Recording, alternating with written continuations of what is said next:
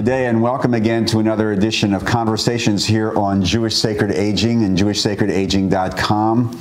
We are very, very delighted on this series of conversations to welcome our colleague, Rabbi Dayle Friedman. Hi, Dayle. Nice to see you. Hi. Very nice to be with you. Rabbi Friedman, as many of you know, is one of the leading pioneers in working in the field of aging and Jewish aging. She's a trainer. She offers consulting services and is a spiritual director at growingolder.com, based here based here in Philadelphia. And we're going to have a couple of conversations with Dayle. And again, thank you for coming and being with us. And one of the first things I wanted to ask you about is you are involved in pioneering a series of conversation circles, wisdom circles, out of your work here in Philadelphia. So very quickly, could you just tell us what these wisdom circles are and how you got started in doing these? Sure. So it occurred to me that this journey of growing older is really unprecedented as we know it now.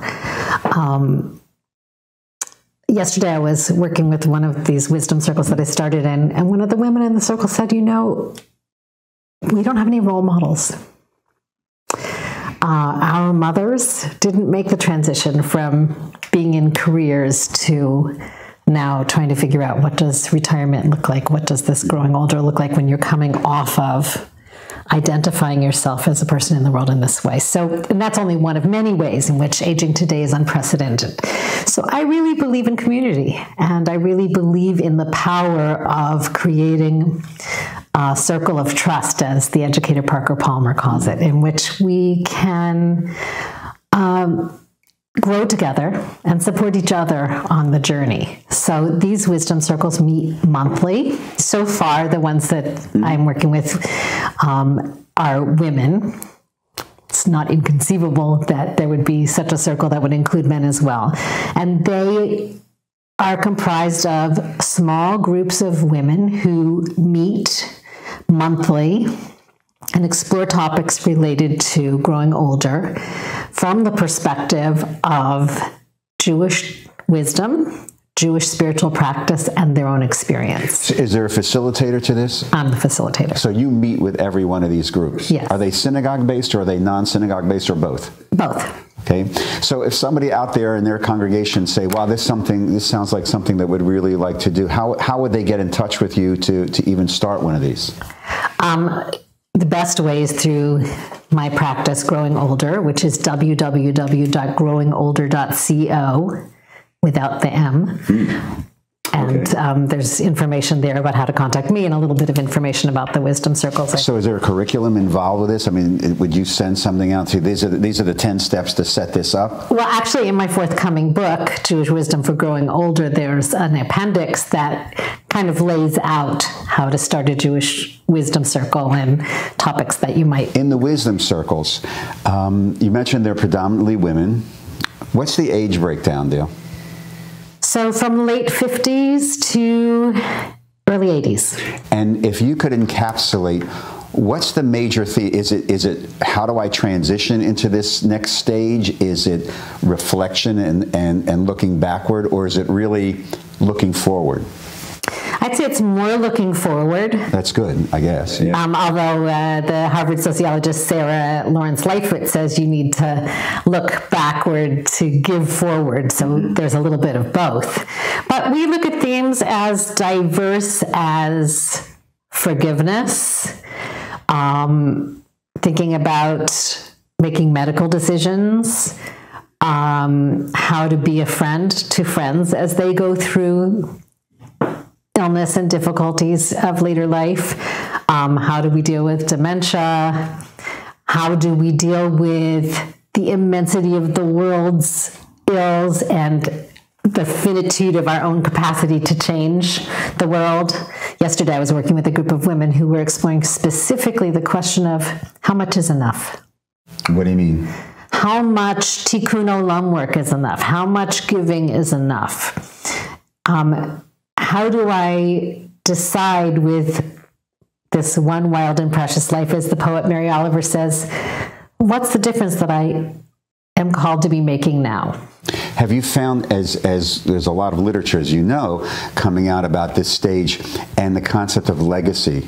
So in the groups, in the wisdom circles, have you found in the ones that you're involved with this concern about what do I want to leave behind, what my legacy is now? Interestingly, I think there's more of a concern about what's the meaning of what I'm doing each and every day. And not so much is there a codified piece of work in the world or an understanding of me in the world. It's interesting because the literature would suggest otherwise, but my experience is that people want to know, when I wake up this morning, how should I spend this day? Right.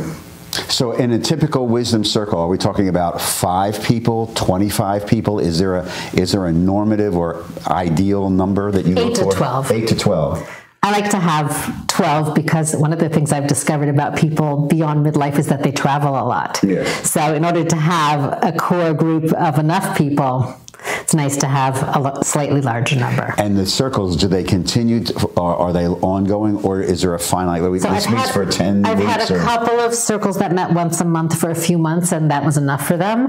And I have 2 that have been ongoing, one for 2.5 years, one for 3.5 years, I think. And how do you bring, you're a trained spiritual director. Yes. How do you bring that practice into these circles? So the wisdom circles have a structure. And actually, each group is a little different based on what they want. But the structure includes some time for self-reflection, some time for some kind of spiritual practice, some time for reflection in the context of the group, and usually some time for study.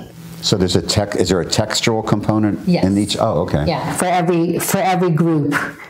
I bring some kind of a text, usually from Jewish tradition, although not always. And the discussion then emerges rooted in some wisdom and some larger frame than just our own experience.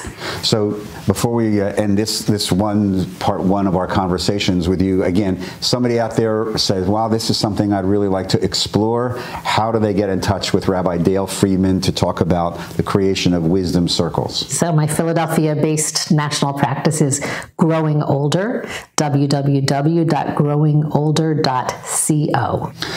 We've been speaking in this conversation with Rabbi Dayle Friedman, one of the great pioneers in the field of Jewish aging and the spirituality of aging. She's a trainer, a consultant, and a spiritual director here in Philadelphia, available again to create these wisdom circles. And one last time, the website is www.growingolder.co. That's important.